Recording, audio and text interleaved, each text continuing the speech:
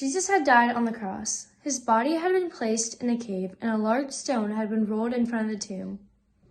His friends were frightened and sad. They did not know what to do. Jesus was dead. Very early on Sunday morning, just as the sun was coming up, some of the women went into the garden tomb together. They carried the spices they had prepared to place on Jesus' body. As they got closer to the garden, they wondered how they would get into the tomb. "Who will roll away the stone for us?" they asked each other. "It is so heavy." When they got there, they saw that the stone had already been moved away, and the entrance to the cave was open.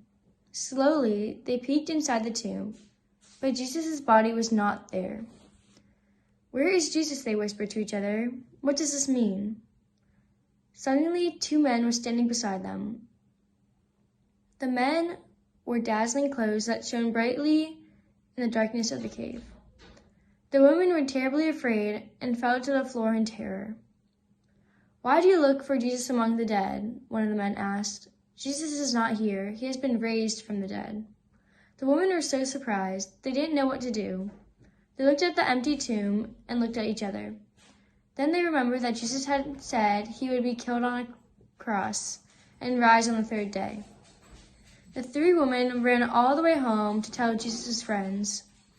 The disciples didn't believe the woman. How could it be true? Peter ran to the tomb. When he looked inside, he only saw a linen cloth. There was no body. "The tomb is empty. Jesus' body is gone," he exclaimed. Peter was amazed. He returned home, wondering what had happened.